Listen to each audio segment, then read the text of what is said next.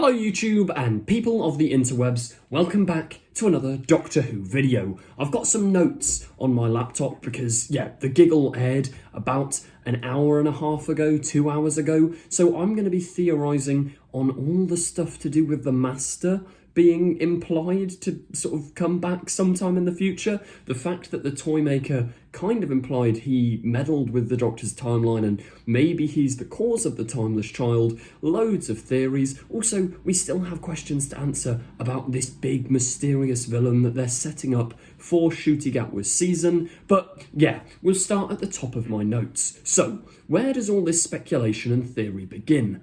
Well, it begins with the boss, as mentioned by Beep the Meep, or just as they call him in the main show and not the comics, the Meep. At the end of the Star Beast, when the Meep is captured by the Wraith Warriors, they're about to send him to space jail. Probably the same one that the 13th Doctor went to. But yeah, they're going to send the Meep to space jail for being an evil maniac. But before the Meep gets sent off, he says to the Doctor a little word of warning. He's like, oh, a creature with two hearts is something that's very rare. It's also something that Beep and the Doctor share. They both have two hearts. And he says that his boss, whoever his boss is, would be interested in the fact that the Doctor also has two hearts. Does that imply that the boss, maybe, just like Beep and the Doctor, has two hearts, which would then further imply they're a Time Lord, maybe? Now, an obvious assumption after watching episode 1 was, well, the boss is just going to be the Toymaker.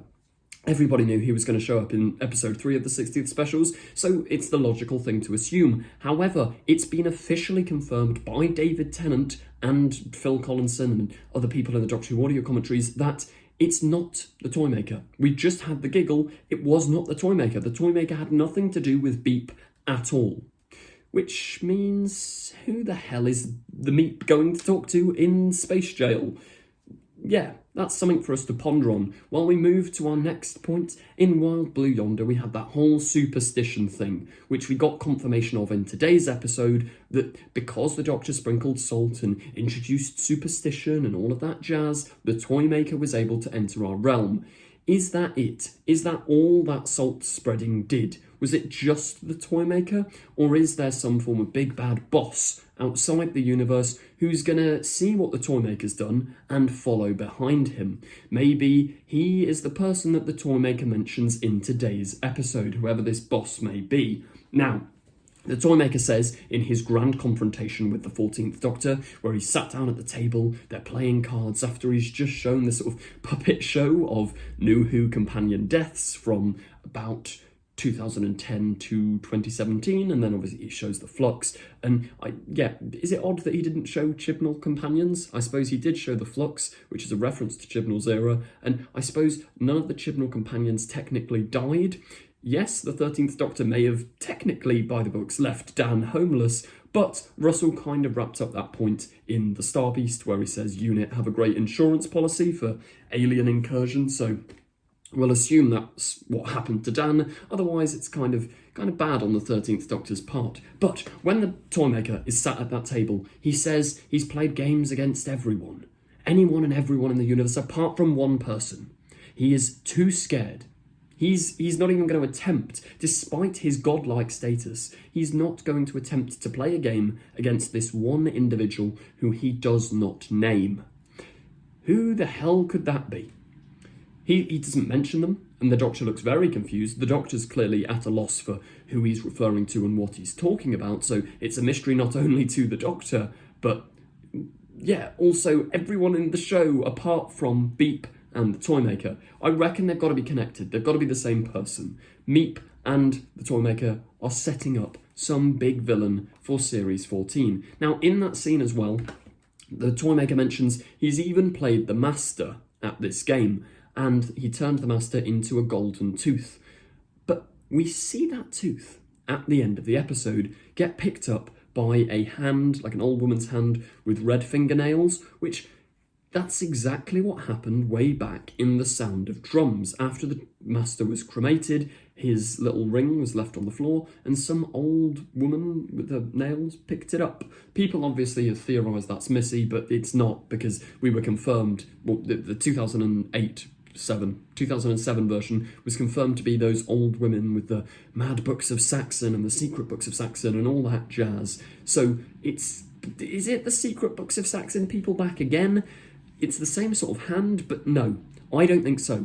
I think maybe that hand belongs to whoever the boss is. Maybe that hand is the person that the Toymaker's too scared to face in a game. It would make sense, maybe, if the Toymaker is almost a match for her power, but not quite. So she's come to watch the Toymaker get defeated. Maybe she even slightly caused the bi-regeneration, because why that exactly happened is still slightly a mystery. Obviously, we can assume, and it's kind of implied by the episode, well, it's not kind of, it is implied by the episode that it happens as a form of therapy for the Doctor to overcome his past and her past and their past, depending on the incarnation. So, yeah, maybe it's the boss or whoever this big villain is that took the little golden tooth, because they're going to use the Master, maybe work with the Master, and I really hope it is, because my favourite times the Master is in the show is when he or she is not the biggest big threat in the world.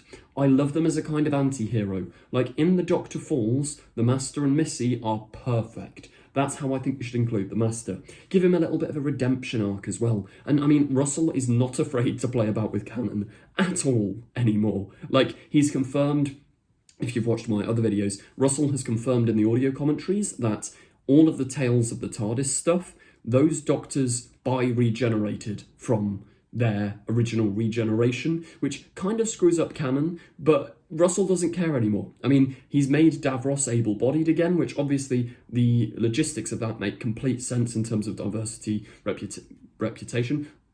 No, yeah, what word am I looking for? Someone tell me in the comments. But in terms of the real-world politics of why he's changed Davros, I think it makes complete sense, and it will make a lot of people who use wheelchairs very happy, as it has done. Like, just go over to Twitter, you'll find hundreds of tweets of people saying thank you to Russell for that. So I think that was a good move, but point being, that went a bit waffly. Russell's not afraid to mess with canon. He's changed the look of Davros, he's added a bi-regeneration, he's brought back the classic Doctors, changed their looks and said it's a bi-regeneration. He is not afraid to do all of this stuff. So who knows? Is this going to be a returning villain? Is this going to be somebody else? Is this going to be something connected to Triad technology?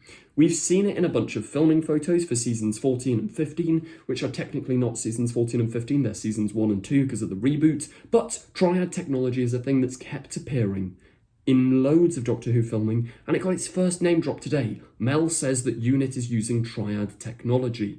So maybe in a similar vein to sort of the Archangel network, maybe it is setting up the Master or something, but yeah, something's going to happen with Triad technology and a big villain. In terms of who that villain could be, I have a video on my channel talking about who I think the boss might be. There's suggestions going around. There's a character called the Duchess, who we haven't met yet, but it would make sense if that hand that picks up the golden tooth is, yeah, the Duchess's. Or maybe it belongs to Jinx Monsoon, who's going to be playing another villain within the upcoming seasons. Something like that. Let me know your theories in the comments. I'm still holding out, it's not going to be, but I hope it's Omega. Or Sutek, or a classic villain. I think it could just be someone completely new, and I would also be here for that. As long as they're a cool villain, really well done. I mean, Doctor Who has kept recycling villains for years and years and years, so it's about time we had a new one pushed to the limelight. So fingers crossed. Let me know your theories in the comments down below. That does bring us to the end of today's video. Thank you very much for watching. Please remember to like, comment, subscribe, and goodbye.